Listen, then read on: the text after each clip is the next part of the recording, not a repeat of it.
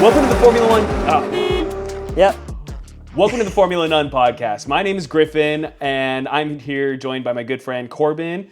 We're here to talk a little bit about motorsports, a little bit of who we are, what this podcast is going to be, and debriefing a little bit about the races that happened this last week. So, once again, my name is Griffin, and this is Corbin. You want to introduce yourself a little bit? Yes, so I guess I'm more of a noob to motorsports generally. I've been a Formula One fan for a number of years, 5 years or so, and I've just kind of decided to make motorsports a bigger part of my life, and so now I'm watching all of them. In fact, I'm watching too much of them. I think that's what we're going to find, is that there is too much motorsport to watch. It's pretty overwhelming. It's crazy how much there was this weekend in particular. But yeah, I mean, I kind of grew up around cars. My dad was a mechanic. I grew up in a shop. But I never really got into cars until, I was in my 20s. Word. So then I guess I should talk about myself, which I know is something that I am so uncomfortable with. My family's in the transportation industry, and so normally with like business people, they'll do a lot of their business meetings at, I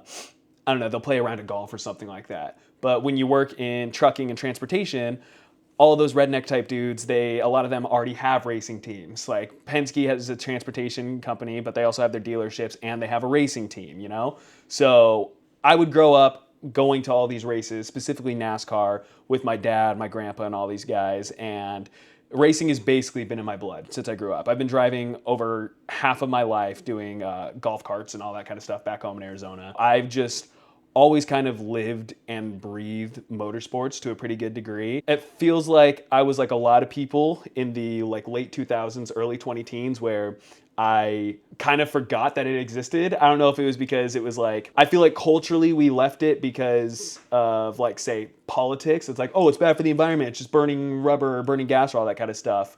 But there was one day I was getting mimosas with some friends at one of the main bars in college. And there were a couple girls that were talking to my buddy and I was like, whatever, college things. But at one point I look up and I see Daytona 500 is happening behind these girls' heads. The Great American Race. The Great American Race. And I'm telling you, I zeroed in. I started ignoring the ladies. I ignored all of my friends. There was no world without me watching the Daytona 500 from that point on.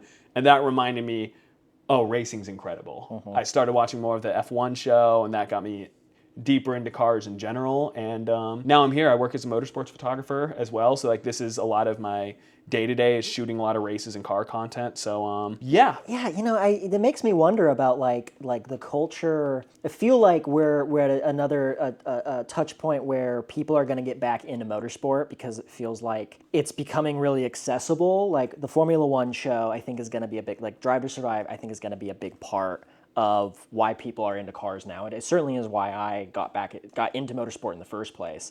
But yeah, you do wonder if like there is like a like Obama era, like is that the time when people stopped? I mean, I feel like it was probably late Bush, early Obama. Yeah. No, I guess I'm fudging my years because Obama would have started in 2008. But yeah. I mean, NASCAR's heyday seemed to have been like the 80s and 90s, right? Because back then, I remember watching a video a while ago that talked about how, I think it was in the 80s, NASCAR set a faster top speed than Formula One. Because those cars were just so unrestricted and crazy back then. And it was just insane things were happening all the time. You had big personalities, whether it was from Richard Petty, but all the way up to Dale Earnhardt. And then dudes like Gordon came in, and it kept leveling up and turning into something bigger. Days of Thunder coming out in the 90s. What was Days of Thunder's the 80s or 90s? No, that's 90s. That was 90? 93, 1990. 1990. So there you go. Right there. And so like it felt like that was its heyday, but then at one point, I remembered reading a while back that NASCAR kind of grew too big too fast, and they started making a bunch of tracks that were very uninteresting ovals. Like a lot of the new ones, because Daytona and Talladega and some of those older ones, they're still cool and have something to them. 100%. But I mean, it's the same way a lot of people are tired of some of the Formula One tracks that are made by, I forget the developer's name, but like there's like one dude who, like one construction company who kind of just copy pastes track elements all over the place, as opposed to making true tracks made by like an artist who cares about this craft. Yeah. And that's kind of what like it felt like NASCAR happened. And then at one point, I think people were also like environment, and also we're just watching cars go left, and it just like fell apart. But I mean, truly, the rising tide came from Formula One and the show Drive to Survive. Yeah. And I think the world, or at least the motorsports world, is better off for it. I agree. And I guess on the note of Formula One and the Drive to Survive podcast, should we talk a little bit more about what this podcast will be? Right. The podcast known as Formula None. Exactly. Yeah. So you want to take that away? Yeah, I mean, everyone loves Formula One. Formula One it's the biggest. It's as they say, it's the top of motorsport in the world. What do they say? It's the fastest driving in the world. The pinnacle of motorsports. Pinnacle of motorsport. Yeah, I believe that's what it is. It's the pinnacle of motorsport. And you know what? We've heard enough. I think we've heard enough about Formula One. I think that there's enough motorsport to go around, and for that reason, we're never going to talk about Formula One, right? No, not at all the case, because at the end of the day, Formula One is what it is, you know? Even though I grew up at these events, as I was saying, the thing that got me back into it was Formula One. They've done a great job at marketing themselves ever since Liberty got their media contract and everything. So it's kind of just the elephant in the room that you can't ignore. I know on my part, when I was really deep into Formula One was, as it was for many people, 2021. Crazy, crazy, crazy season watching Lewis Hamilton and Max Verstappen go to the very last race, tied on points. Yep. And tied to the decimal. To the decimal point, they were tied. And then it was literally called in like, what, the last 3 or 4 corners? It was just... It was insane. And I watched most of that season. That was the first time I ever at least made sure I watched every single highlight. And then the next season, I just straight up watched every race. But that season sucked. Yeah. Because Verstappen won, I think, 18 out of 22 races or something like that. Yeah. And then the next season, he won 19 out of 22. Oh, yeah. I was actually just writing about it the other day. Across the next 2 seasons, Verstappen alone won 34 or 44 races. Yeah, that's insane. I mean, it's a level of dominance that, like, yeah. I mean, even like Hamilton barely had that. I mean, Verstappen's broken Hamilton's records in a number of places. Yeah, so who knows? It's crazy. And I'm bringing that up to say, watching one guy win 34 out of 44 races for 2 years made me not like Formula One as much, which is why we are hoping to cover things that aren't Formula One. That's why it's called Formula None, because we're hoping to avoid Formula One as much as possible, but you can't avoid something so large. Yeah, we won't. Yeah, that's just what it is. So whenever there's going to be a big event that happens, whether it's Monaco or Spa, those are some of the bigger races that you kind of just have to talk about. Yep. We'll be there, we'll be talking about it. 100%. Or if something crazy happens, like say Zhou Guanyu's crash at, was it Silverstone 23? Yeah, Silverstone 23. Yeah. If something like that happens, like, we'll have to talk about it, you know? But otherwise, my interests, I still love open wheel racing, open wheel single-seater cockpit, which is like Formula One, but I like the American counterpart to that. I'm a huge fan of IndyCar. I love that, but I've also really fallen in love with endurance racing, whether that's IMSA or WEC. So everything from the 24 hours of Le Mans to the 24 hours of Daytona, 12 hours Sebring, 1,812 kilometers of Qatar. 1812. Yeah, I love all that. And, you know, there's a lot of other racing in between that is really cool and that we're looking forward to talking about in between there, whether it's supercars, MotoGP. God, there's a long list of stuff. There's a lot. But we also have a format for how we're going to do these conversations. So if you don't know anything about racing, they have green flag, yellow flag, and red flag. There's a couple other flags in between there, but we're not really focused on those too much. Green flag, I mean, basically it works how your stoplight does. Green flag means go. Like, we're going, this is happening. Yellow flag, in racing, that's like caution. So say somebody crashed or something's on the field or whatever, you're slowing down the pack so that they can handle whatever the issue is. Yep. And if it's real bad, they red flag it to stop. Those are the flags. Do you want to talk about how that works with regards to our podcast? Yeah, so in this case, you know, there's a lot of racing to get through, and we're going to find that out after this last weekend. And you can't get through it all in a reasonable amount of time, and I mean, it's hard enough to watch it in a reasonable amount of time. So we're going to green flag a lot of our conversations where we're just going to speed right through it. But there's some things that we're going to want to slow down, we're going to want to kind of engage with to a degree, so we're going to yellow flag those. And then the primos, just the things that we can't avoid, that we just got to talk about. And I've got a couple ideas for that, for this one already. We're going to red flag, and we're going to sit with it. Yeah. And then we'll talk And even then, I think that we agreed on using blue flag, right? Blue as opposed to You know, black. I was trying to remember that. What was the blue flag in Yeah. reference to? I mean, it's back markers, yes. Correct. So what happens with blue flags is if you are being lapped, if you are the very back of the field and you're about to be lapped by the person in front because they're just that much faster than you, they have done the entire circuit at least one more time past you, you get what's called blue flagged, where the marshals basically think the racing version of a referee.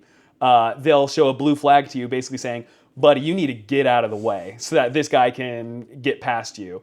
So I was thinking a blue flag as being skip it. So if there's something that we really don't care about for whatever reason, like even if there was big news that happened, but it's something we don't care about, blue flag. Yeah.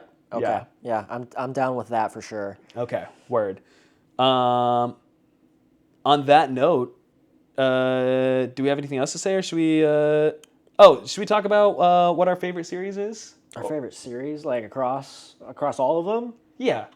Well, I mean, that's kind of hard for me to do. Yeah, that's fair. Because, I mean, you know, my relationship with F1 is that it's the thing that got me into it. So I'm doing this to watch the other ones. Yeah. So, but I don't know. I'm looking forward to, like, the end of the year when most of our series have wrapped up.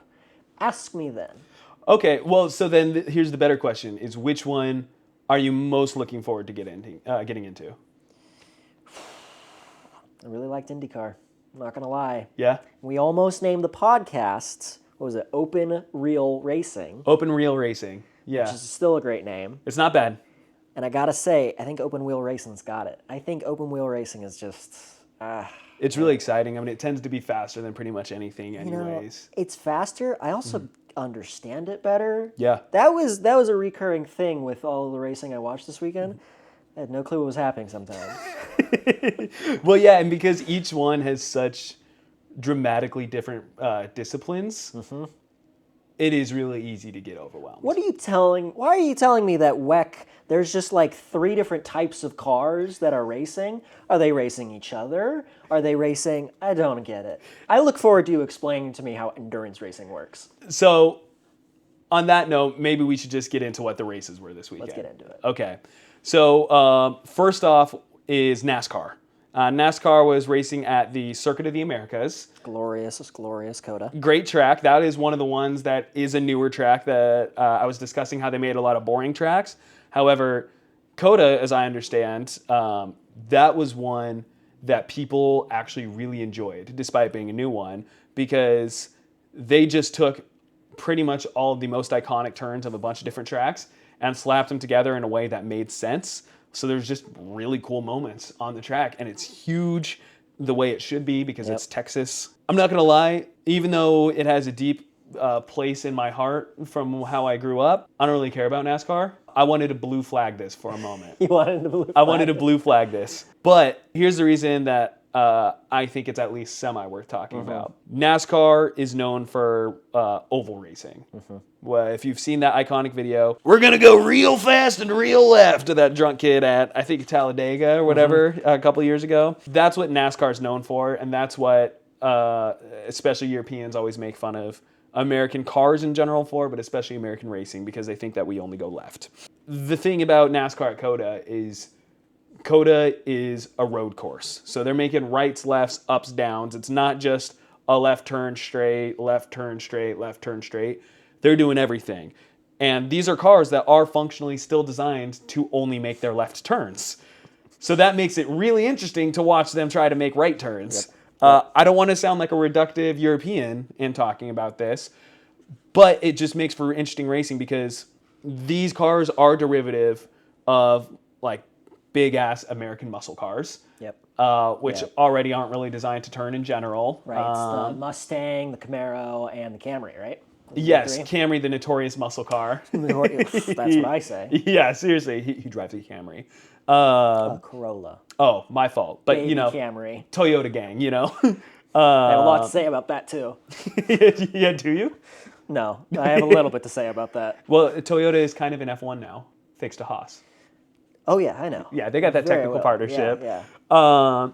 It's just wild watching it because if you watch any of these highlights from NASCAR COTA or any of the times they're on a road course, It is like bumper cars. They're really hitting each other a whole bunch. It makes it a little bit more fun to watch. There's really no such thing as track limits when you watch these that races. was amazing. I really thought that, and I think that's kind of one of the things that makes COTA such a good course in general, is that it's so wide that really any racing that happens there is happening pretty wide. Especially on that front straight. And you know what I thought was amazing is there were so many times where they were 5 wide, 4 to 5 wide at times on that straight. And they're wide cars because they're based on road cars. On a road course. I mean, that's pretty good. So that, I agree that I think that this one is at least worth talking about for a second, is that COTA's a good circuit. Yeah, COTA is a great circuit. Yeah, like, I mean, I'll give it its flowers, but, well, first off, what I was saying about the track limits is that's basically the out of bounds for racing. You always want to keep 2 wheels inside the white line is how most traditional racing series work, and the white line is what lines the outer barriers before you hit gravel or wall or whatever it is, whatever that outer barrier is at this racetrack. The fair game is in between 2 white lines. But NASCAR, when they're at these courses, it doesn't exist. Yep. I really don't understand the rules. I'm assuming it's because they just know, they're like, hey man, this car's not gonna make this turn at speed anyways. We just know that based off the architecture of how these cars work. So don't worry about it. As long as you're not just straight up cutting corners, then you're fine, because they're overshooting every single turn. Yep. And it's really weird to watch. Especially, it's crazy. Yeah, especially if you come from the Formula One world where, I mean, there was the notorious meme of how Esteban Ocon, it was like, 30-second penalty to Esteban Ocon, because anytime you're just barely out of line, they're going to slap you with a penalty. But and F1's gotten particularly bad about that recently. I mean, the last couple of years, they have been serious about those, which, I don't know how I feel about that.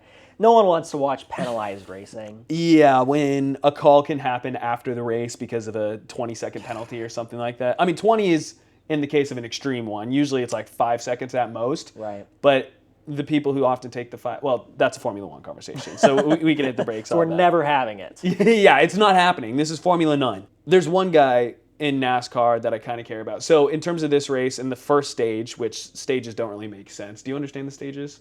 No, that was another thing where I'm like, what do you mean there's stages? They stop for some reason? So NASCAR has stages, and if I'm not mistaken, the reason it was created is because typically in a lot of racing, a lot of the teams who are the most funded and have the best cars and the best tech, or in some cases are just the better cheaters, and they are better at getting caught because so much of racing is born out of cheating. That's part of the fun of it.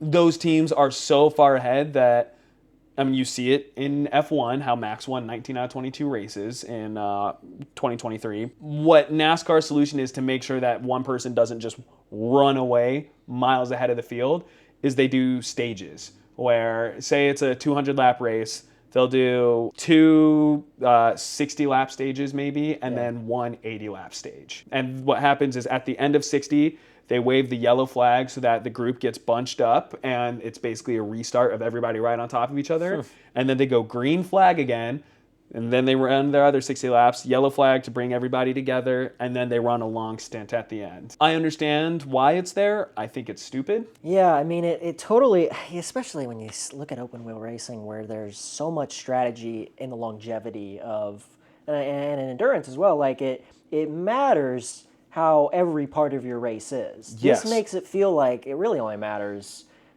to a certain degree. Like it really only matters at the end if you're racing, like you're racing hard, sure, but... Yeah, I was watching highlights of, I think, the Daytona race. I mean, we obviously watched almost all of it together, but it was rain delayed for a while, 6 hours or something? Yeah, what should have been like a 2.5 hour fair ended up being all day. Let them race in the rain. Let them race in the rain. I bring up the stages, though, because first stage had a really good battle between Shane Van Gisbergen and Bubba Wallace. Bubba Wallace is cool because he's black, and Shane Van Gisbergen is cool because he is, if I remember correctly, he's from New Zealand. Let me correct myself. Yeah, he's from New Zealand, and he was a V8 supercar driver, now known as Supercars. That is the series that happens in Oceania, in New Zealand and Australia. And what makes those cars really cool is they take, back in the day, it was like sedan chassis. So they would have like something like Mitsubishis and stuff like that, like 4-door sedan bodies. souped up with massive V8 engines, and they're basically racing them on tires that are closer to like our crappy road tires as opposed to like dedicated racing tires. And the more you learn about racing, you learn that it's really all about the tires. It's all about the tires. There's like, that's where you get your grip that decides how long you can really be pushing. I'm speaking this in super layman terms, but we're also kind of both laymen, so whatever. But your tires matter so much. So if you have all this power and an engine, but a body that's not designed to keep it, it makes for really hard racing. So you watch these dudes in V8 supercars race each other hard as hell, and they're going into a turn at insane speeds. Damn near, there are clips of them basically on two wheels. Like, I mean, sure, they're inside tires. So say if they're making a left turn, they're right side tires because of the weight shifting. Yeah, they might only be like an inch off the ground. Yeah. But they are still two-wheeling into turns because they're hitting it that hard. Shane Van Gisbergen has started doing NASCAR. If I remember correctly, his best finish in his season was, what was it? It was 42nd place in 2023. But if I remember correctly, he basically only did one race, and that was the Chicago race, which he won.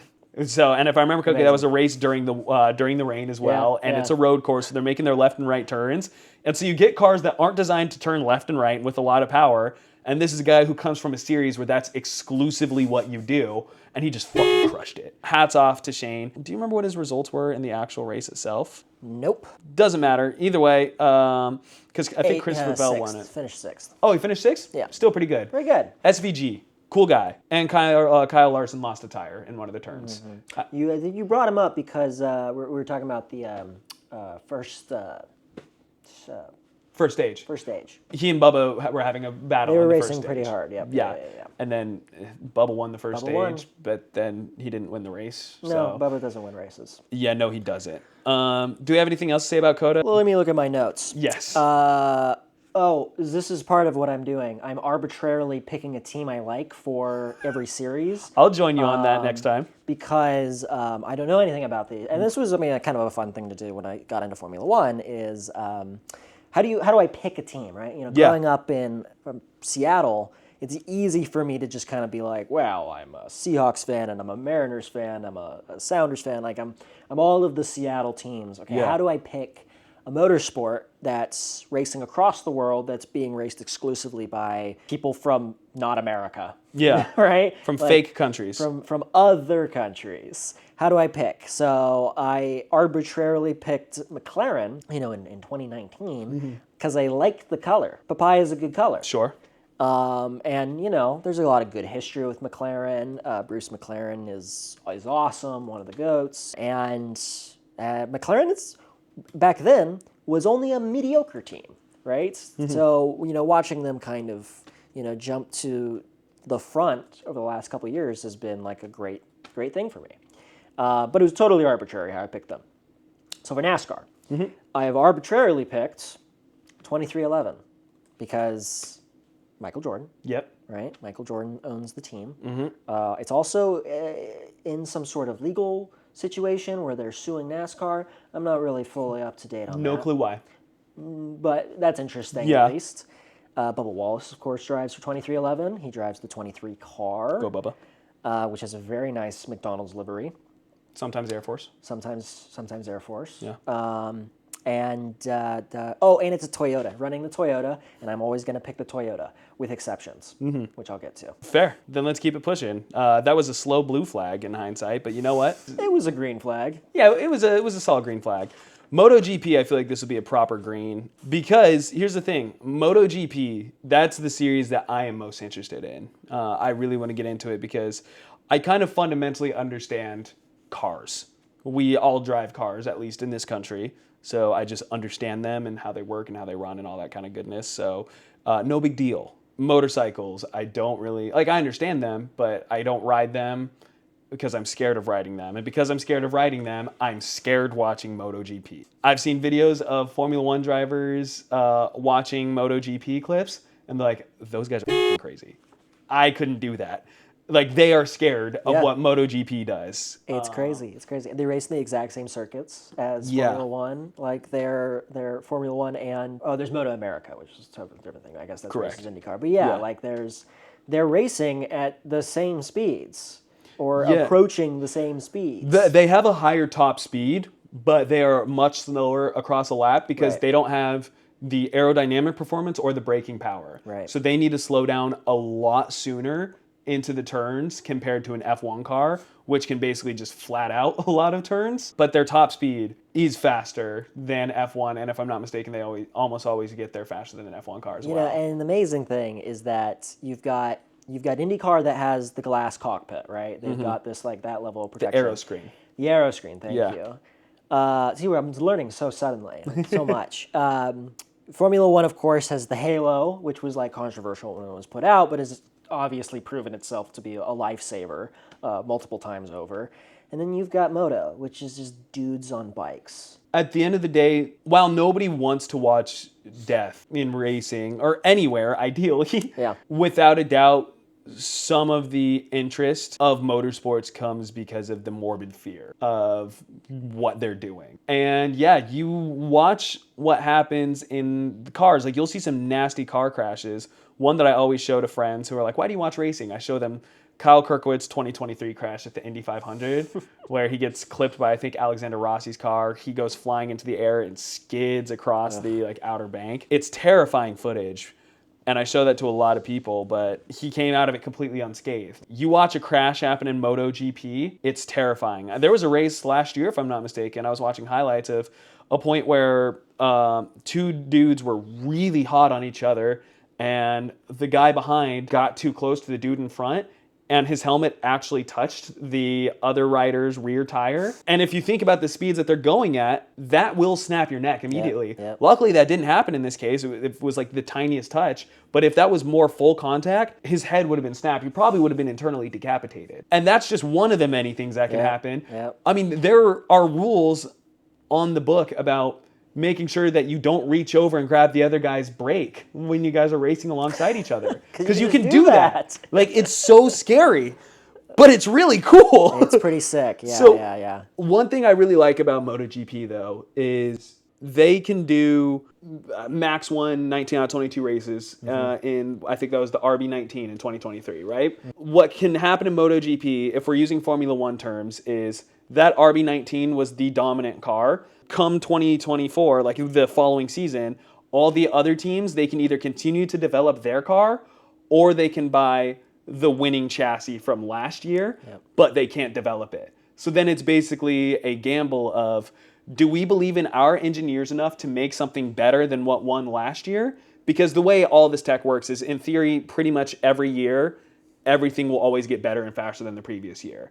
But say if I'm a team who just ran like shit all year long, do I just buy a bike that I knew kicked ass every single race for a year straight? Or do I hope that my engineers have learned enough to still build something better than what won in this previous season? So there's interesting stuff like that. I didn't know that. That's interesting. It's really cool. I think it's really, really fascinating. But the only rule is, if you buy that last year's model, you can't develop it. Wow. It's completely frozen. So you're either hoping that that winning chassis from the previous year was so good you don't need to develop it, Right. or you're hoping that your guys have learned enough to somehow still beat that previous ass kicker. That's crazy. It's That's crazy. really, That's really awesome. interesting. That's an interesting, like, to put that level of gamble like directly embedded into the sport is. Yeah, I love it. Wild. As for this race in Thailand, all I've learned is that Ducati seems to be the team to beat. They're the red team, so think Ferrari, I guess. I mean, that's super reductive thinking, but they... Red equals Ferrari. Red equals Ferrari. They're the team to beat. It seems like they historically, at least the last couple of years, have had the best bikes, the best operations, and the best riders. Their main guy right now is Marc Marquez, and he qualified first in the sprint, won the sprint, and won the race. And behind him in second place the whole way was his little brother Alex, who races for the team called BK8 Grassini, who also uses a Ducati motorcycle. And Alex qualified second, finished second in the sprint, and finished second in the race. So the Marquez brothers are kind of the real deal. And right on their heels seems to be Pecco Bagnaia. His full name is Francesco, if I'm not mistaken. And those are like kind of like the big three. Sorry, what did you say his name was? Francesco Bagnaia. His nickname is Pecco. Pecco? Pecco. What does that mean? No clue. Okay. Yeah. Is that like Checo? Is that like a Checo adjacent kind of thing. adjacent? Checo Yeah, yeah, yeah. adjacent. I love a nickname. We love a nickname. Yeah, Francesco Bagnaia. Yeah, so he's Francesco. He's Italian. He's Italian. And Francesco is Pecco. he's with Ducati as well. Looks like so Ducati Lenovo. Great. I look forward to knowing more about moto because I know nothing about moto. As you said, right? You know, cars you kind of understand. Like at the very least, I understand what car brands are. Yeah. I know all of the car companies. I don't know any.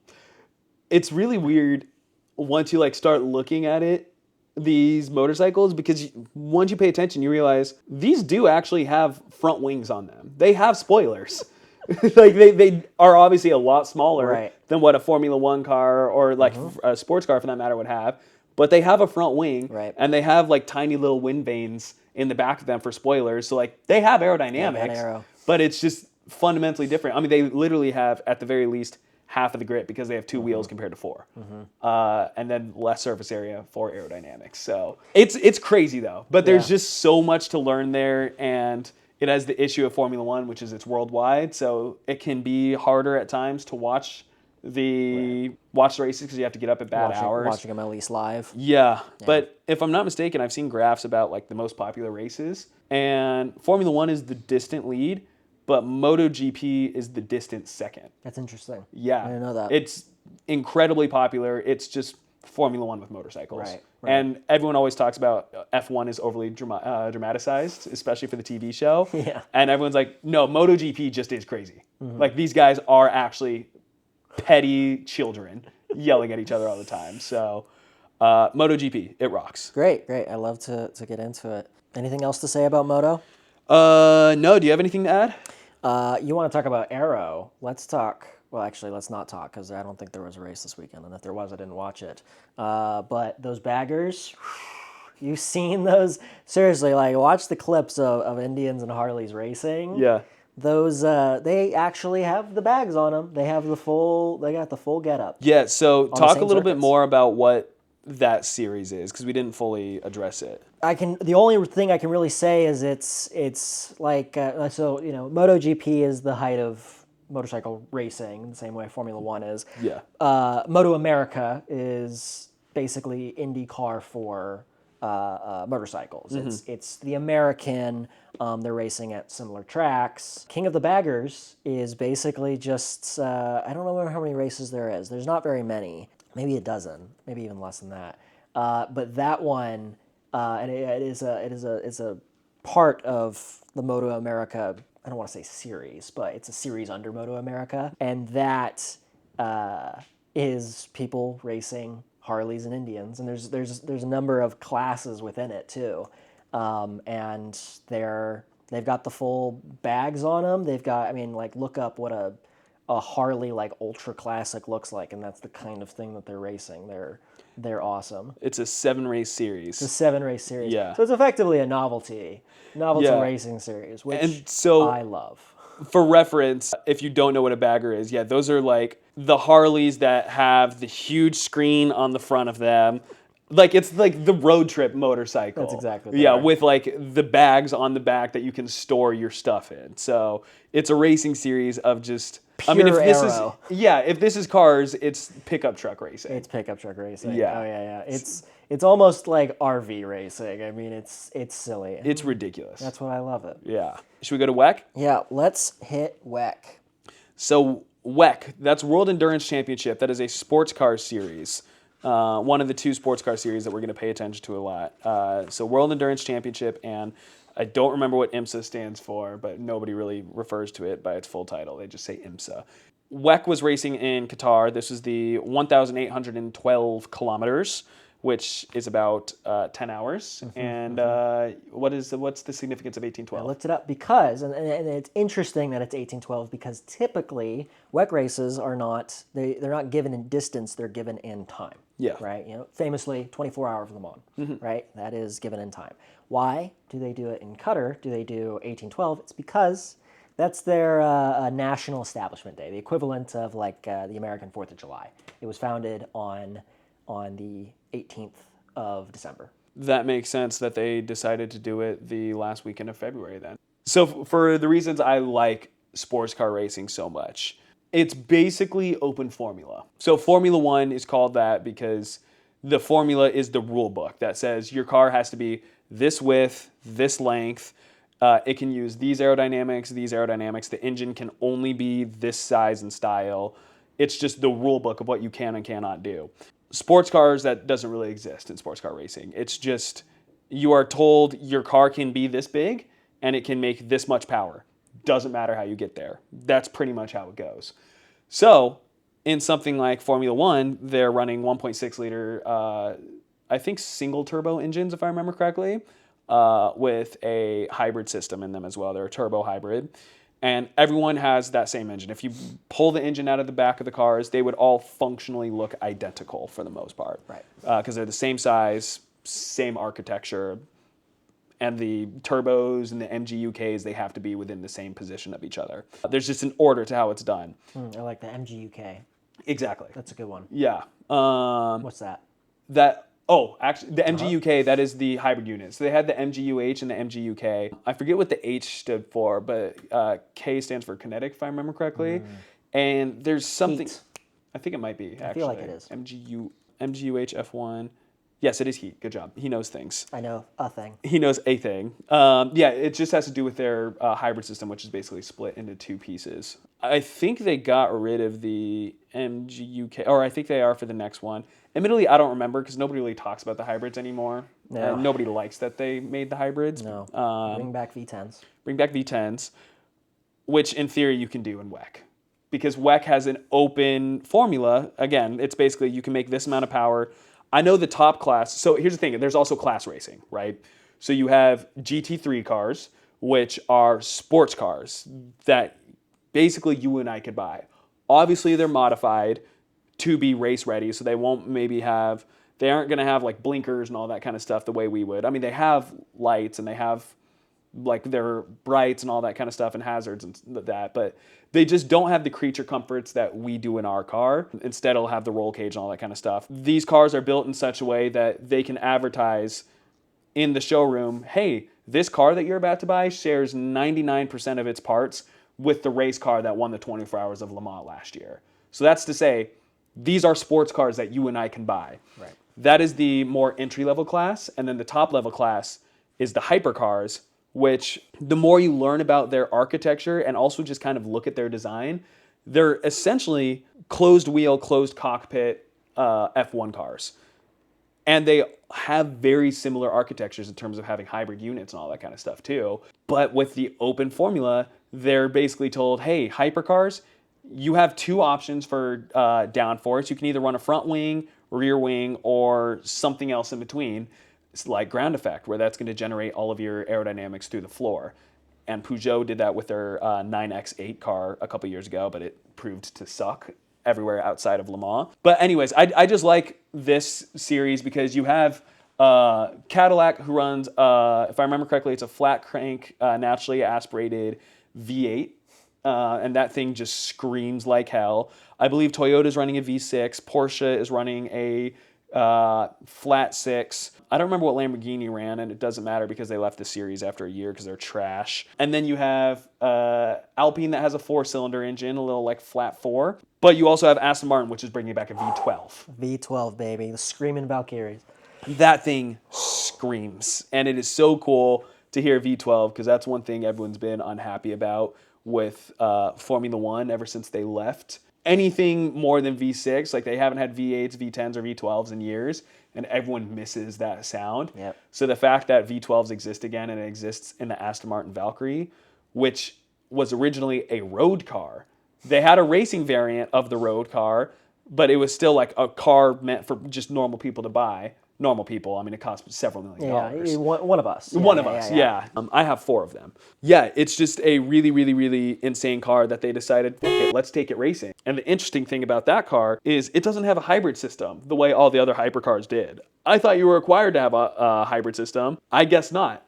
And that's really wild because the hybrid helps you in 2 ways.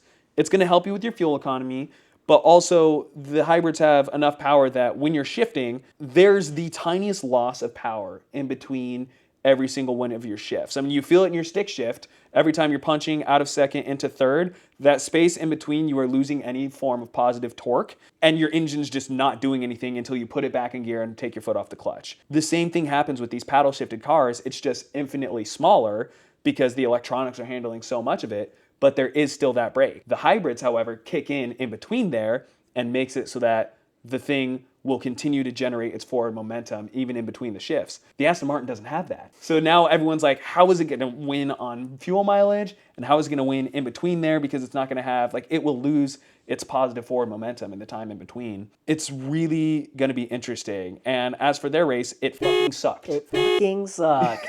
Yeah. They didn't do well. Which is a real bummer because I arbitrarily picked Heart of Racing as my team for WEC. And you know what? They're probably going to be my team too because it's cool. No, Cadillac is my team. Go GM. I drive a Corvette. Like, I believe in GM and the V8s. Famously 50-year-old man. Yes, I'm a famous 50-year-old white man.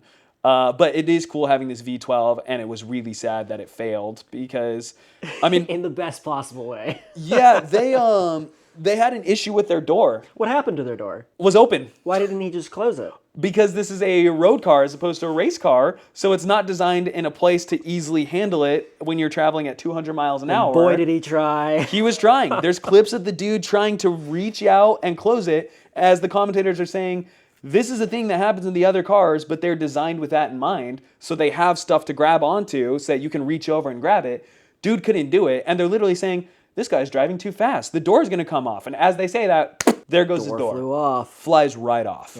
Yep. Not a way you want to retire. No. He didn't retire, but he didn't do well. I mean, they just had a lot of issues in between. They just haven't done this before. So it's going to take them time for the car to become competitive in general and also just to establish themselves as a better racing entity. Yeah, wasn't great for Valkyrie. It wasn't great for Cadillac either because it sucks. Cadillac has horrible luck and everyone wants them to win because the car fucking rocks and it sounds incredible. But yeah, the Cadillacs, there was a yellow flag and they brought the safety car in and they were about to go racing again. And then the cars just crashed into each other. They're leading the race. And if Corbin's following me, I'm in lead, Corbin's in second. Corbin just rear-ended me and it destroyed my rear end and his front end. And so literally on a race restart where everybody's about to go full speed, we had to pit and completely repair our cars. Well, you shouldn't have gotten in my way. Anyways, yeah, it was sloppy. And that was Jensen Button who was driving the. He was driving the lead car, right? And he was slowing up the pack. That was part of his plan there. He was slowing up the pack in parts that he could also just get a better run on the first turn. But as Jensen was slowing down, the guy behind sped up. Is what it seems to be the issue was, and yeah, it took Cadillac out of any kind of meaningful competition. It's painful being a Cadillac fan, and if you like American stuff in general, the '77 Mustang caught fire. And it also caught fire a week earlier during the prologue, pre-season testing. So there's something clearly wrong with not a good trend. Yeah, specifically that number 77 is in bad shape. In terms of the rest of the race, it was a top 3 finish for Ferrari. Right. Their 499p. I mean, they did it. They shut out the podium, so good for them. That won in the hypercar class, and who won in GT3? Do you remember who won GT3? It was TF Sport. Corvette supremacy, baby! Corvette won. Corvettes, we're the best. See, this is part of my confusion. So I have a series of notes for all of the races, but for this one, number one is I have no idea what's going on. Part of this is what you've explained, the open formula. It's multiple classes racing simultaneously. Yeah. Including the fact that we saw, hey, look, it's three different Ferrari teams standing on the podium, but also Corvette won, but they won a different thing. Yes, they were there. Yes, they're racing right there, but they won it was a different thing. That just kills me. And that's why it's awesome. Yeah, so there are technically multiple races happening at once across the different classes, and it's worse in IMSA because there's GTD, there's GTD Pro, sometimes there's LMP2, and then there's the GTP class. GTP is the same as hypercar. So those are for WEC. So those are the top crazy classes. So Aston Martin will be racing there alongside Cadillac and all those guys. LMP2 is very similar to that GTT hypercar class, except for the fact that it is a spec chassis. It's the exact same car for all of those guys, but it's architecturally kind of similar, just a little bit smaller, but still pretty damn fast. And then GTD and GTD Pro, those are the same cars. They are both GT3 class cars, so the sports cars that you and I can buy, except GTD has a lot of gentleman drivers, which are people who are just rich guys who like to race. And some of them are actually really good. A lot of them are not. I like gentleman driver. That's a very it's a very gentle British way of saying it. Yeah. There's a lot of gentleman drivers, and then GTD Pro is like, no, these are guys who are full-time professionals who race in GT cars. In GT3 class cars. So there are 4 classes happening at once. And in theory, GT is the slowest because it's guys who aren't professionals in slower cars. GTD Pro are the same cars, but with professionals who know how to race better, so they are going to be faster. LMP2 is faster than both of them, but GTP is faster than all of them. And so it's really interesting because then there are strategies of, if a faster car is coming up behind you from a better class, you can't really hold up their race, but also you are running your own race at the same time. Because there have been times where sometimes a car from a lower class wins the overall race. That has happened. That happened with if I remember correctly, the C6R Corvette in the 2000s. They won an overall race. Granted, that was a time where the top prototype classes were really unstable. So there's like kind of a caveat to it. But either way, a sports car beat all of these cars that are kind of functionally Formula One cars. So that can happen. Yeah. Technically, everyone is in the same race, but they also kind of know we're not racing each other. Right. So that's part of why I love that kind of racing. It's and crazy. Even then, with the GT3 cars, you have front engine cars like Mustang is racing against Lamborghini and Ferrari. In no real world will you see those cars in the same conversation, and yet they are competitive against each other in this. Right. It's wild. That's pretty cool. It's cool to see so much, I will say. Yeah. Hilarious how many drivers I recognize from F1. This is something that's interesting to me, for real. Coming from, F1 being really the only racing series I watched for so many years. When someone leaves F1, they're just dead to me. They're just like, well, yeah, I'm sorry. Mick Schumacher. Never hear you again. Kevin Magnussen, Antonio Giovinazzi. Love that guy. Yeah. He's dead to me. And so as soon as all of these dudes just started showing up over at WEC, I was like, right on, okay, And they do well. Antonio Giovinazzi, he was so unremarkable at Alfa Romeo in Formula One. His first year in the World Endurance Championship, he won the 24 Hours of Le Mans, which is one of the Triple Crown of motorsport. The Triple Crown is the 24 Hours of Le Mans, the Monaco Grand Prix in Formula One, and the Indy 500 in IndyCar. I think there's literally only one driver in history who has won all of the Triple Crown. I want to say it's Jim Clark. Let's see. No, Triple Crown motorsports. Horses. Yeah, not of horses. Graham Hill.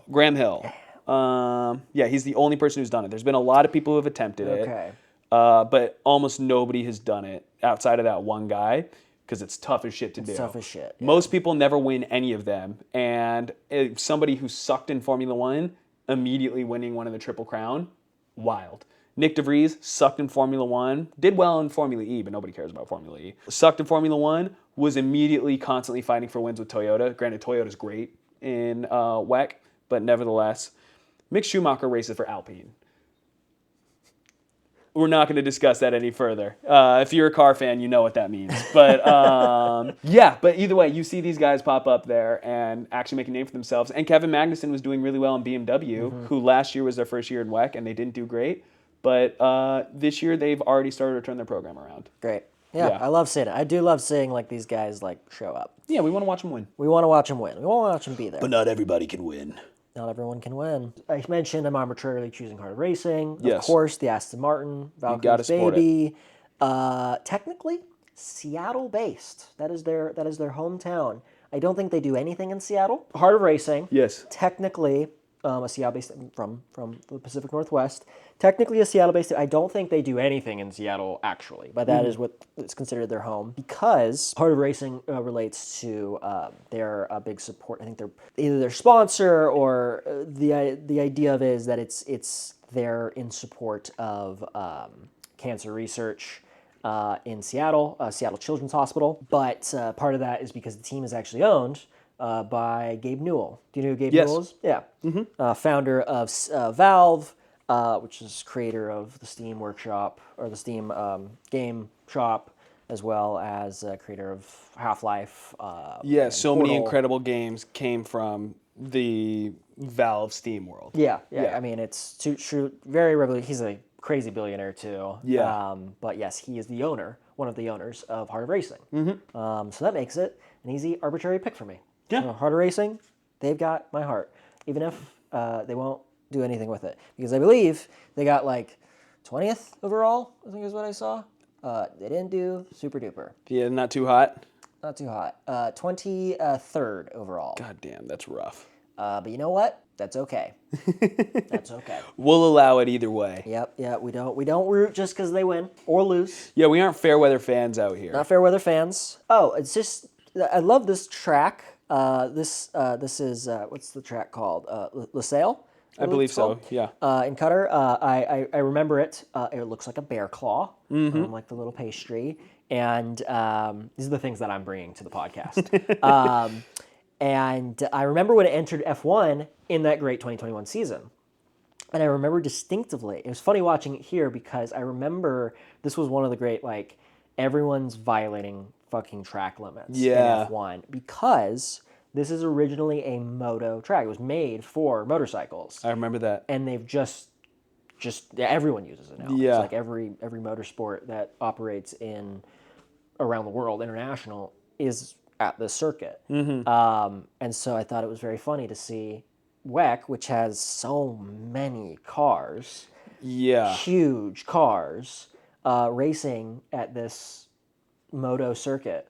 I'm sure it's different. I'm sure it's somewhat different, but it's a distinctive. The bear claw is the bear claw. Yes. That's all I have. I'm looking at the overall results right now. I finally found them, and that 007 car. Which, how great is it that? I mean, how could you not? British brand. Yeah, their number is 007. That's great. Thanks, Lawrence Stroll. They finished 32nd out of a 36 car starting grid. Not great. Especially not for a hypercar. The next closest hypercar was its sister, which finished in 17th, which was the last of the hypercars. And they finished 23 laps down. Not great. Not awesome. Not great. Should we talk about IndyCar?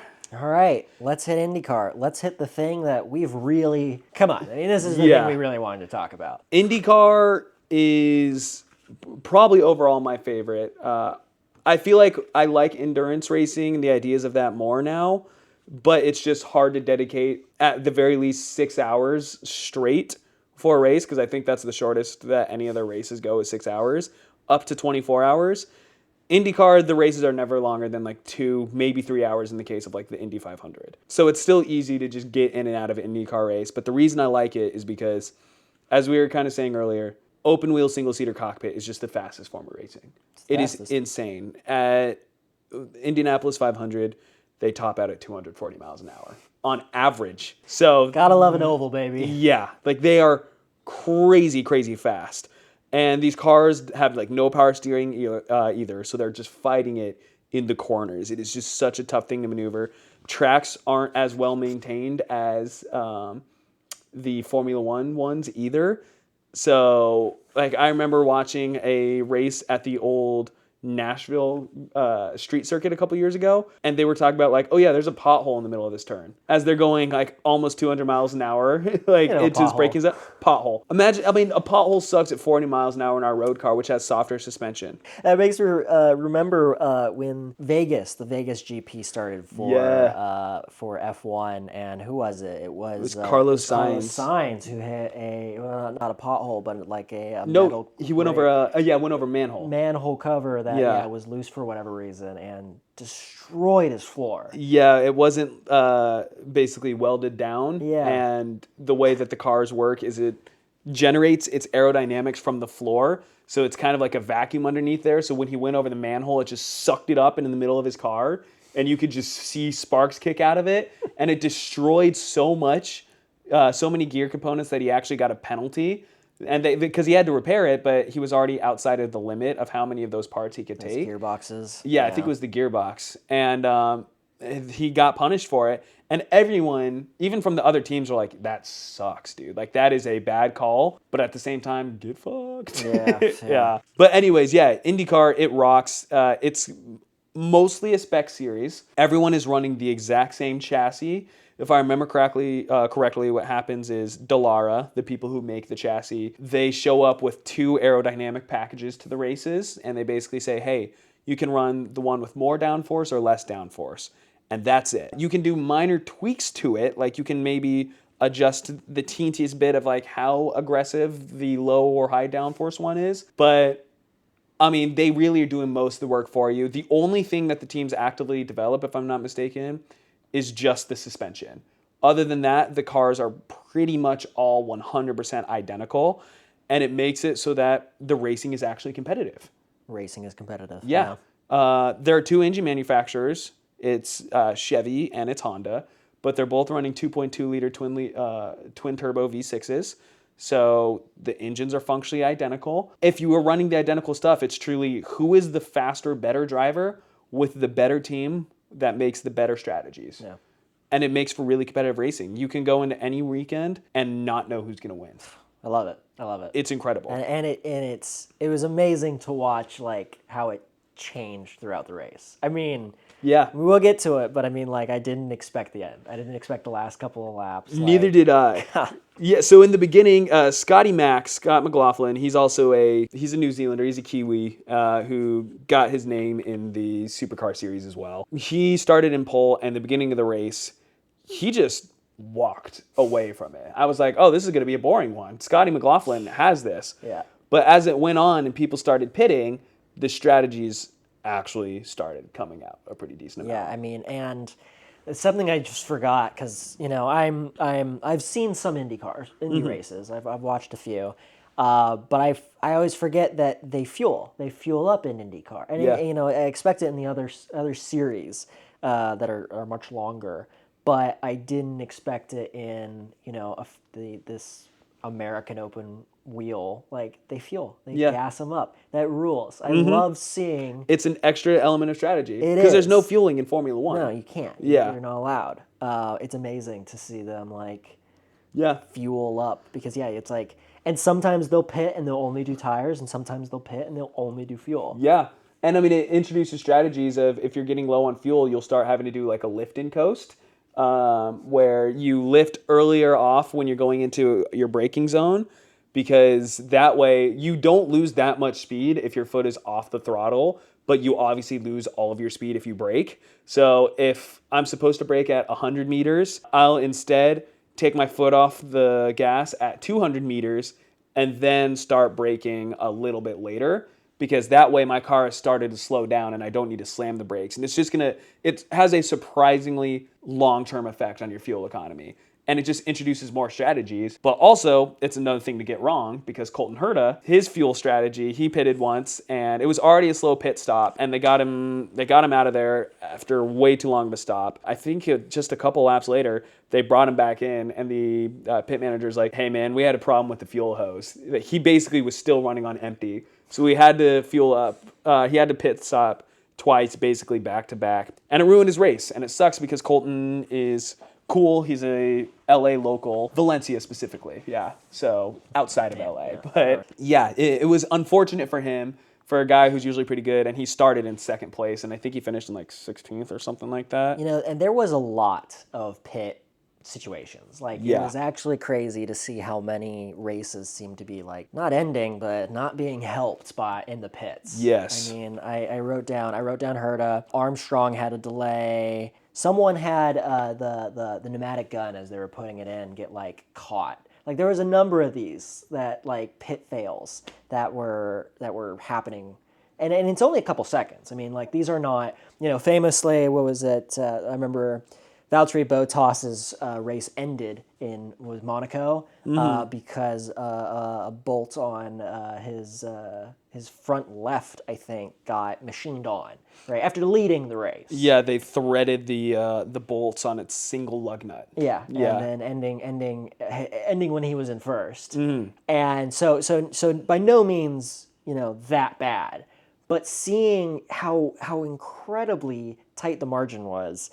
going into the last few laps of this race. It was crazy to see like these mistakes happening. And they mentioned, I mean, the commentators mentioned that like, the racers are rusty. There's been an off. They have an almost 6-month long off season. That's incredible. Yeah. Well, those pit crews have the exact same off season. They're just Everybody's as rusty. Yeah. Yeah. So it was. Also, I think it made for a very interesting race for sure. It did, and the fact that it came so close to the end. Yeah, pit strategies really opened up and shook up the order, especially with the soft tires only able to last a good 14 laps. Scott Dixon did the entire race without radio. Did you hear about that? Without radio? Yeah. So Scott Guy's a Dixon, pro. he's like the GOAT. He has 6 championships. He's like 40-some years old. Yep. Absolutely incredible. He's known for just being a fuel managing king. He did the whole race without radio, so he wasn't able to talk to his pit crew, who were going to say, hey, you need to pit now, or whatever the issue is. Instead, he was just looking at the fuel gauge, which nobody really does, and he was just coming in, and they're like, okay, I guess now's the time. And he got second place in the race without communicating with anybody. Hell yeah, that's insane. That dude is just race. That's why racing should be a master. So good. Alex Palou won. Yeah. Oh yeah. So he got really hung up behind Stingray Robb. Great name. Right. Back marker. Back marker. Yeah.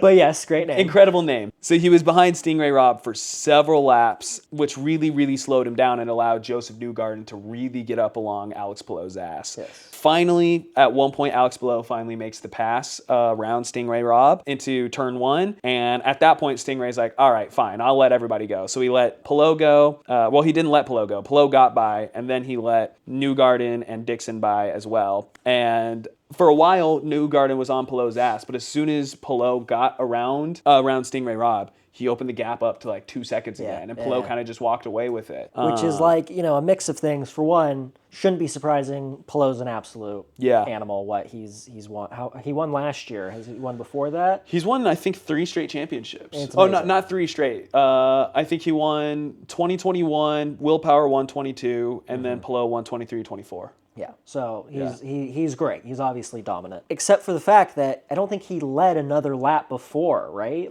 He wasn't doing much. Yeah, 10 or so laps, dozen or so laps that he really showed up. I mean, the commentators certainly said that. It was anybody's race almost consistently. Yeah, and that's what's interesting about Palou is he's never, he doesn't always have the most wins. Last season, he didn't have a lot of wins, but he rarely crashes out, and he's always at the very least top 10, often top 5. So while he's not always on the podium, people like Herta, they'll maybe win a race, and that's always great. Maybe they'll win 2 races, but then do nothing the rest of the season. But Palou is always at the very least consistent that his gap just opens. There's that consistency, and that's what's important when you're racing effectively spec cars, is you need to show up every single race. Every time. Kind of on this topic of Palou not passing Stingray Robb, did I hear right that lapped cars are not required to allow the leaders to pass? Everybody gets points in IndyCar, unlike Formula One. So they're still doing their own race, technically. Versus if Max Verstappen is coming behind, who's bad next year? I don't know. Jack Doohan? Just because he's new. I don't know. I have nothing to say about Jack Doohan. Or if he's even coming behind 11th place on a 10-car grid. In theory, 11 kind of should just let him by, because 11's not getting points anyways. I mean, honestly, it's interesting you see it that way. The way I see it is, why, even though, sure, Stingray Robb is still racing. He's still racing for points. Everybody gets points. Yeah. But he's not racing number 1. I mean, he is. It almost feels. It's just interesting to me that it's not policy that lapped cars. He did get blue flagged at the end there. I did see that on on broadcast. Yeah, that's interesting. Yeah, great racing at the end. One thing I want to note, it's funny hearing these open wheel racing terms, or at least circuit terms, being said by Americans. I wrote down marbles, of course, referring to the rubber pieces that end up on a track as they're degrading, and then they start rolling around. And there's some of these things that I almost wonder, are they terms that would only be in Europe? But no, they're being said in the United States. Marbles, rubbered in, that really feels like it should be only in Europe. A little bit. And track evolution. These are just funny things that I don't think I've ever heard said without a British accent. That's not being said by Crofty. I mean, we have Will Buxton now, but... Yeah, but... I think it was Hinchcliffe who was saying all of these things. Yeah. White flag marks last lap. Thought that was interesting. Not really any reason. I just thought it was interesting that there's another flag. Do they not have white flag in? I think they have white flag in Formula One. Yeah, First time I'm noting it. Oh, Kirkwood, they said raced at the Daytona IMSA race in January. A lot of the guys also do IMSA. That's amazing to Yeah. me. And sometimes they'll hop over. I think Dixon raced in the 24 Hours of Le Mans last year. That's it. See, I know about like Indy 500 and Le Mans like attracting like these well, as you said, the Triple Crown, talking about these specific large races. There is a white flag in Formula One, but it's not to say last lap. Oh, what does it say? It is to inform that there is a much slower vehicle ahead, and it's sometimes seen at the end of practice sessions. So that's what I mean. I've never seen a white flag. Fair I never enough. noted it. But anyways, interesting that in Formula One you don't see that because, and I suppose it has something to do with the schedule's insane. You know, there's 24 races this year. A lot of races, and even then, Formula One teams, if I'm not mistaken, have a lot of basically non-compete clauses because there's like so much money and they care so much. They're like, no, you'll only race for us. I don't know why I made them Italian, but yeah, I think it's like a lot of non-compete type stuff too. Interesting. Yeah. But yeah, I remember them bringing up Kirkwood having raced in at the Daytona. What was it? Is it 24 hours Daytona. Yeah. Or 24. The Rolex. Yeah. 20 Daytona. Yeah, that one. I thought that was interesting. Tire talk. I just said hell yeah to that. I love a tire talk. Good tire combos. We should probably talk about that. The interesting thing about tires, as you said earlier, motorsports really is. It's kind of about tires. I mean, tires matters a lot. Tires matters a lot, and the interesting thing about IndyCar, there's only two. Yeah. There's primaries and there's alternates. Primaries and alternates. Yeah. Talk about that. Primaries last a long time. Alternates don't. But the alternates warm up faster and in theory go a lot faster. Primaries are not as fast, but they last a lot longer. And so the alternates for this race were slated for about 14 laps on a 100-lap race. So they died very quickly. And they were trying to make them last, but you saw that. I think with Lundgaard, they're like, buddy, you're gonna make these last 30 laps or something like that. Yeah. That was insane. But we didn't really talk about that first lap. Crashed out, a massive collision, took out 3 drivers. Took out, I believe, McLaren. I don't remember who exactly. It took out Will Powers, Siegel, Nolan Siegel, and Louis Foster. Yeah. So Will Powers, Penske, Nolan Siegel's McLaren, and Louis Foster is new. I don't know who he's racing for. He's with Ray Hall, Letterman Lanigan, RLL. So we have a second corner collision basically. Very early. They said I can't remember exactly what the number was. I think it was 8 out of the last 21. It was a third. It was a third of races that have happened at St. Petersburg over the last 21 years have had a collision on the first lap. Isn't that insane? That's crazy. I mean, I'm not surprised knowing the track now, but that's crazy. Yeah. A third have had collisions on the first lap. Didn't realize it's not a standing start. It's a rolling start. It's a rolling start. Yeah. Again, that's interesting to me that's and it's interesting that so many of the first laps at St. Pete's have been collisions, considering it's a rolling start. I feel like Formula One standing start, I mean, maybe someone's run the numbers and knows for a fact, but I feel like standing starts are more likely to lead to collisions. Like I feel like that's just what I've seen is that Formula One is constantly having collisions from their standing starts. Yeah, but then on the flip side with a rolling start is sometimes if the cars aren't close enough, they have to restart the start, and that could be its own issue. So it feels like both of them are flawed in different ways. Yeah. I mean, it's cool. It rules. In a sense, it's like, all right, we're underway. But I also do like the standing start. I do like the kind of, I mean, it's baked in intensity of like, we're going to sit in silence for a second as these 5 lights go on. That rules. It's super tense. But, interesting. It's one of those interesting small differences, I think, between Formula One and Indy. Honda pace car, hilarious. Hilarious coming from, like, the crazy Mercedes and Aston Martin. That is awesome. Just to see, what was it, like a... It was it's like a Civic. Civic R. Yeah. That rules. Oh, I wrote down a concerto effect crash. Yeah. What is it actually? It's a Concertina. concertina Yeah. effect. Yes, they mentioned that the commentators, they called it what they say it's what's the instrument? The accordion. The accordion. They kind Yeah. of accordion crashed there. They kind of all came together at that corner. That's what the onboards for the collision were amazing. I love the way the onboards looked. They're so rugged. I mean, they're so like They very much are. they looked great, particularly when they cut out as whoever went into the wall. I think Will Power went into the wall. Yeah. Big fan of that. I think those are my notes. Oh, and I watched on a plane, which I think is like kind of the best. I'd like. Yeah, you're 'cause they so put it on captive YouTube. for it. You just have to watch Oh in my that god, case. I was locked in, and, Yeah. and it was like my flight was 2.5 hours long. It was the exact length of the Oh, race. perfect. Yeah, you come up as soon as you sit down, hit play, and it's just perfect. That was it. That's yeah, great. Yeah. So that ruled. Hell Thumbs yeah. up to IndyCar generally. Thumbs up to watching IndyCar on a plane. You can manage it. Do we have anything else to add about any of these? Push to pass. What does that mean? Why is there a button that makes you go faster? I mean, it's basically their version of DRS. So in theory, if these engines can make, say, 700 horsepower, which is more or less what they're rated for, maybe their ECU is limiting them to do 680 horsepower. Explain that. What's an ECU? Electronic computer unit. So every modern car has an ECU built into it, and you can do what are called like flash tunes, like meaning our road cars as well. You could do flash tunes, which basically, I don't know, essentially think of like downloading a program and plugging it into your car. It's overclocking your car. Essentially, yeah. So like you are basically going to be like limiting its power, like doing power restrictions to 680 as opposed to 700. But then when you press the push to pass button, you'll get access to that full power. But the thing is you only have a limited amount of time that you can use that in every single race. I think it's usually about 120 seconds. Some races you get more, some you get less. A lot across the entire race. You have 120 seconds. Across the entire race. Interesting. And on top of that, it's a 2-second delay from when you push it. Oh. So you have to time it correctly as well. Right. And yeah, that's your push to pass. I thought that was interesting. But push to pass, because you're making more power, that means, power, you need energy, and energy comes from fuel. So you're using more fuel.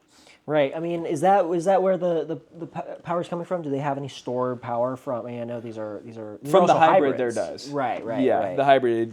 Which I didn't realize. I didn't realize IndyCar was also running They a only hybrid. started doing that in the middle of last season. No kidding. Yeah. They're brand new Brand new. hybrids. That's very interesting. I think that's all I got. I mean, IndyCar rules. I'm so here IndyCar's for it. fun. I had a great time watching it. Easy to watch too. Very. And it honestly, it does just kind of make sense. I felt like they, again, I'm gonna be excited to learn about all the racing that happens around the world. But IndyCar feels like so approachable. Like it feels so. It really does. Like anyone could sit down and watch it.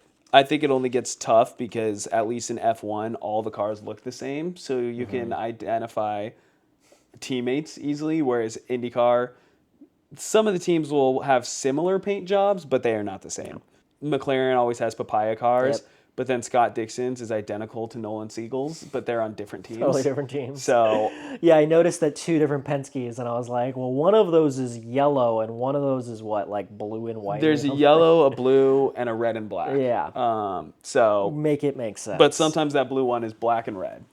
I mean, I guess at the end of the day, like, I didn't feel like I was rooting for a team when I was watching IndyCar the way I do kind of with Formula One. I mean, even it's still You root drivers. for the product almost. I kind of do, Yeah. yeah. They're and they do a great job of rooting of making you root for the product. I mean, 100%. like, the livery is great generally, but yeah, I felt more attuned, more aligned with the drivers, I guess in this case. I didn't really care about what their liveries were. I have to say, I haven't quite arbitrarily picked a driver yet, though. Pato's a good one. Pato's a the good one. best. McLaren, that makes Yeah. sense. That'd be a natural one for me. Seems like a good guy. He's a very good guy. I've met him.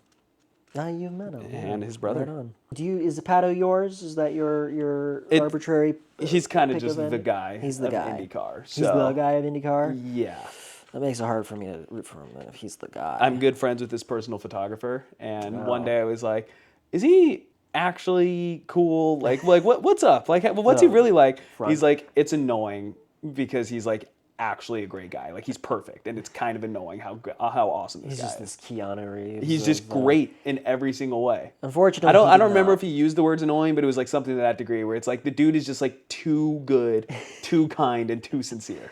Guy's just too sweet. Yeah, Pato's a good guy. Unfortunately, that did not lead to a great race performance. But he earned the biggest mover award. He started 23rd, finished 11th. It's pretty good. It's incredible. Yeah, he just had a crappy qualifying, but turned it around for what it was worth. 11 isn't something to write home about unless you start in 23rd. That's true. Yeah. That's true. I mean, there was a lot of I mean, it was crazy how much everything changed. I mean, Yeah. That's track evolution, right? Is track evolution in reference to where you are on track, or is that in relation to the track itself? That's in relation to the track itself. Well, I'm going to use it for this term. Yeah, in this case, you know, it was amazing to see how many drivers like jumped up and jumped down. I mean, it did not feel qualifying matters. Obviously, qualifying matters, but it felt like it was anybody's race, like the whole time. Absolutely, and I think a lot of that was just interesting pit strat.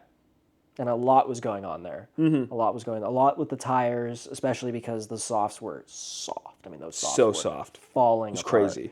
And they were switching. I mean, the pits was constant. I mean, it's a 100-lap race, but I don't know how many miles. I mean, is it longer than other circuits? Generally? No, that would be shorter because right, because it's longer. But it's not a standard length, right? I don't know how they decide. It's 180 miles in general. Yeah, it's a 1.8 mile circuit. Gotcha. Okay, so it is actually pretty relatively short. That's a short one. Yeah, but street circuit, that was interesting. Interesting to start. That was another like little Formula One connection. It felt similar to like Australia being a street circuit as well. Yeah, I think that's all I have to say about IndyCar. Yeah, I think that's all I have to say in general. Yeah. Oh, here's a little fun anecdote. Hit me. There's an NASCAR series. Oh God. That's on iRacing. Can you think of anything worse to watch? Can you think of anything you want to watch less than NASCAR? A couple of years ago, there was a controversy of somebody like crashed, got angry, and rage quit, and all of their sponsors got mad at them and like dropped them immediately because they're like, listen, we know, because this was during COVID, they're like, we know this isn't a real race, but that was still unprofessional, and they lost their sponsors. Gamers are gonna be gamers, man. And then other times they dropped the gamer word. They said the N word while doing that. No. Yeah. So it's great. That's just genuine NASCAR. That's NASCAR, baby. Which is why I wanted to blue flag NASCAR at first, but I'm not going to get into all that. Yeah, we really are at the end. Yes, we are. Do we have an outro?